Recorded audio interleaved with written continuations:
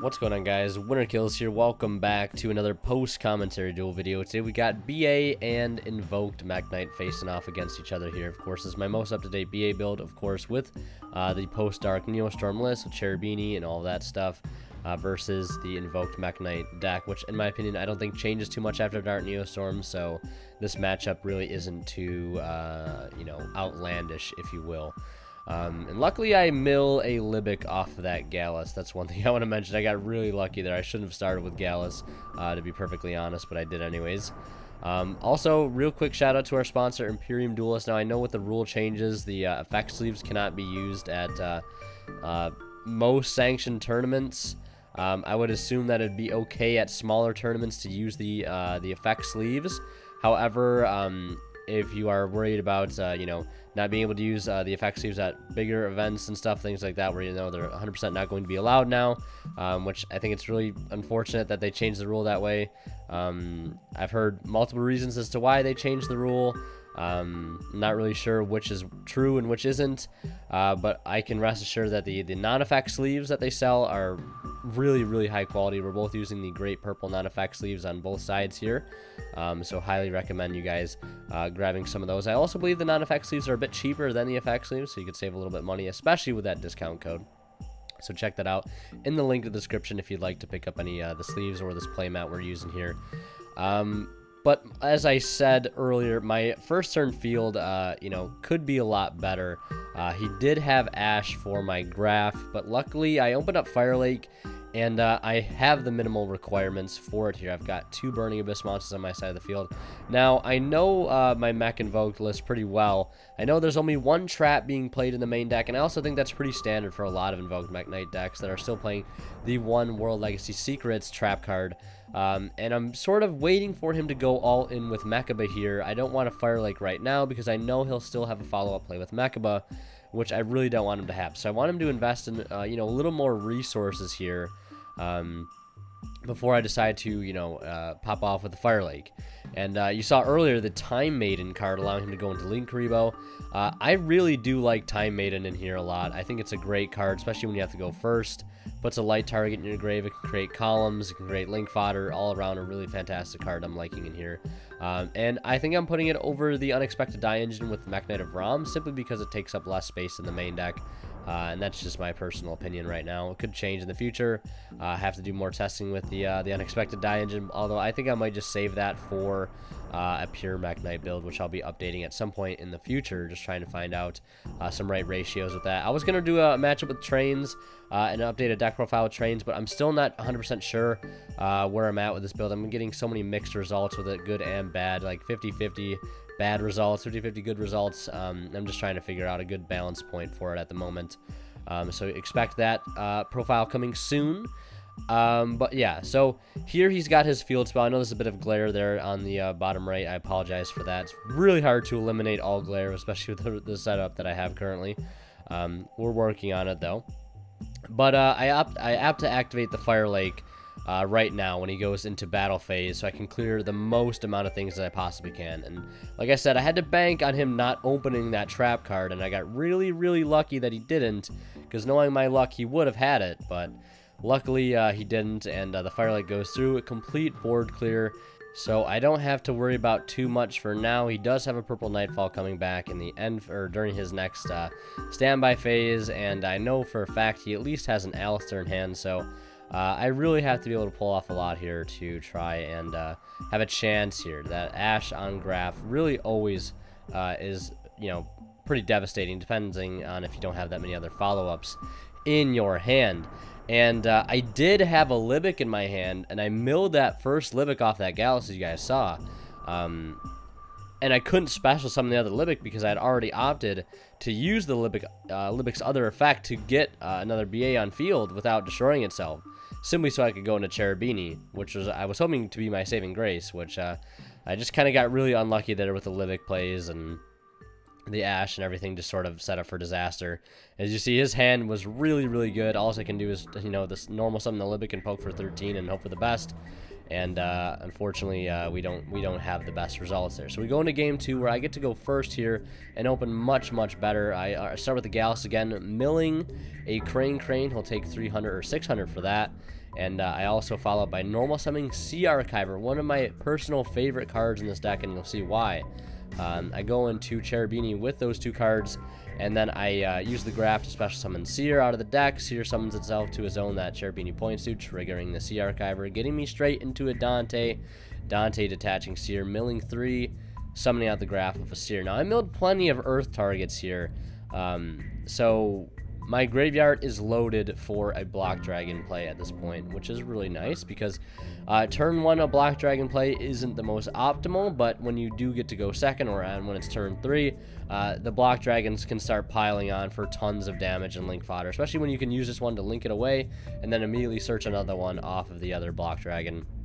And you see I mill there 3 more Earths right off the top, a Block Dragon, a Rhino Warrior, and a Gallus. So pretty decent mills there. No Scarm. I decided to mill 3 off the top again just for the chance of hitting a Scarm, so I would have that end phase surge. So we have our board pretty much established right now. Double Dante with Cherubini and 2 set back row. Yeah, we're in a really, really good position. I think it'd be tough for a Mekk Knight Invoke deck to break this field. Certainly. Terraforming, though, coming down here now off the... Terraforming, grabbing the Magical Meltdown, and then Magical Meltdown, grabbing the Alistair. Now, sort of some standard plays happening here. Going for, well, not so standard, I guess, the Time Maiden. Time Maiden special summoning itself, being linked away immediately into Link Creep. Now, he didn't really have to do that. He could have just left the Time Maiden on board, just to link away with, which I think he does end up doing anyways. Although the Link Creebo, it's sort of a use it or lose it thing with the Time Maiden, I guess. Grabs Invocation, though, here. So now he has a couple options. He could try to go into a Nightmare to try to clear one of the back rows. He could go right into... he can't go into Alistair the Invoker just yet. Well, the Invoker of Madness, that is. Now, he could have if he would have left the Time Maiden on his side of the field. But instead decides to go right into Nightmare Phoenix, which I actually think is a safe play to make here. Discarding 1 and attempting to hit one of my back rows, which I think he wanted to hit the Fire Lake, and I did not want that to go through. So I go right for the Fog Blade on the Phoenix. And now he really has to play through this Fire Lake here. So he has the Phoenix, and now activating a copy of World Legacy's Memory, the Mekk Knight Emergency Teleport. And I think he decides to not summon Blue Sky here, instead of going for Purple Nightfall. Because in order for Blue Sky to get its effect, it has to be summoned from the hand. Normal or special summon from the hand to be able to get that search effect. So goes for the Purple Nightfall, and on the effect activation of Purple Nightfall, I'll be following up with Fire Lake, sending both my Dantes and pretty much his whole field to the graveyard. To be able to trigger 2 Dante effects and a graph. So the my chainlinks were Dante 1, graph 2, Dante 3. Dante adds back Seer, graph summons Scarm, and then the other Dante adds back the Fire Lake. Because I figured I'd have this set up again in case, you know, things don't go so well next turn. I at least have another, you know, field wipe, essentially, for him to have to play through. And now his Nightmare Phoenix is gone, so it's going to be pretty rough for him to deal with it, unless he has a card like Yellow Star, which he has to really go out of his way to sort of, you know, set that whole situation up. He goes to attack over Cherubini. I'll take the 19, but I will also use Cherubini's effect to send the other card I control to the graveyard instead of destroying Cherubini. So I send Scarm, and that gives me an end phase search. So now I have pretty much free reign here to make whatever plays I want. Not really too concerned as to what his back row is.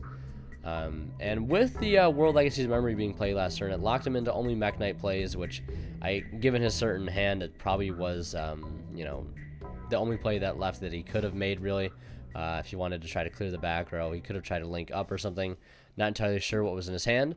Using the Break Sword there, though, interestingly enough, when Break Sword is underneath Cherubini like that, it cannot be destroyed by card effects. So he technically, you know, just get it detached and pop. It's like a Dryden, essentially, under Cherubini. It's really, really nice. So I go right into Boral Sword, and then Dante adds back Seer again, and then I just summon out a Block Dragon by banishing 3 Earths, Gallus, Rhino Warrior, and the Wielder. And that ends up being game in of itself right there, and we head into game 3. Tied up 1 game apiece here between Mekk Knight Invoked and the Burning Abyss deck, the Rock Burning Abyss deck. The sort of a budget variant of BA right now, in my opinion. You don't really have to play the dangers in this deck for it to be successful. 100% I stand behind that statement to this day. The dangers great, sure they are. I 100% agree with the dangers being a good engine.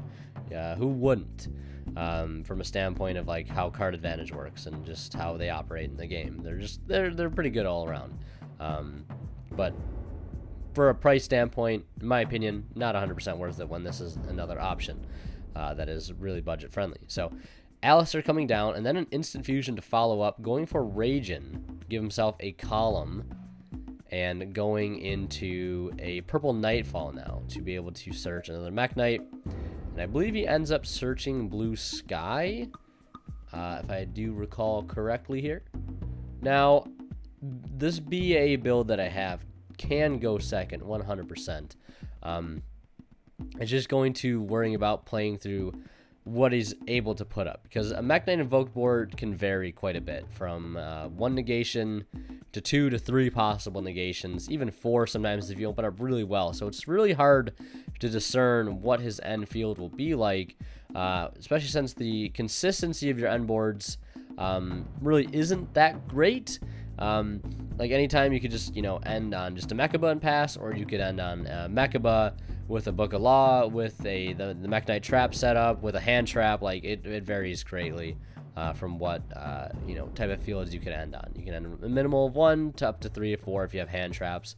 The Mekk Knight trap, perhaps Book of Law as an interruption to be able to go into Ragin, to be able to book something. Which obviously now Ragin being exhausted though because of the instant fusion. Although I think in that situation it's better to use Ragin as an instant fusion target than Thousand Eyes, simply because that could be an out later on. And I do mill a Rhino Warrior off of this Gallus, which is really, really key. It allows me to send Graf to perhaps try to summon Libic to get something out of my hand, but the will get negated. The Graf will get negated by an Ash Blossom. And I go ahead and summon Mathematician here, burning the normal summon.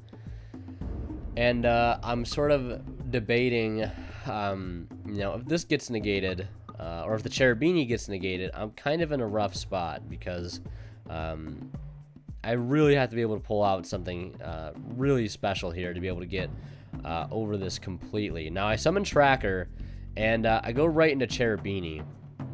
Now, to be perfectly honest, I could have done a couple things here. I could have gone into a rank 3. I could have gone into Dante to try to gain some more advantage. Instead of going to the Cherubini, just to go straight for the mills off Dante, and then perhaps try to crash Dante into Mekaba. But I know for a fact he has the Alistair, which this was something I was also thinking about. Maybe crashing here into the Mekaba wouldn't have been such a bad idea, because that forces him to dip the Alistair out of his hand. And then that puts me in sort of an okay spot for next turn. He doesn't have that follow-up normal summon that he usually wants. So I use Cherubini here to do the minimal play, send Skarm so I have an end phase setup. And then I summon out the Block Dragon in my grave, which is live. Right off the bat, which is really nice. And I think the only thing I end up doing here is going into Crash over top of the Alistair the Invoker of Madness. Now, this is what I was saying. I could have left the Invoker of Madness and used the Block Dragon to sort of bait out that Alistair effect in hand. Now, hindsight is 20/20, and I think I should have done this in the past.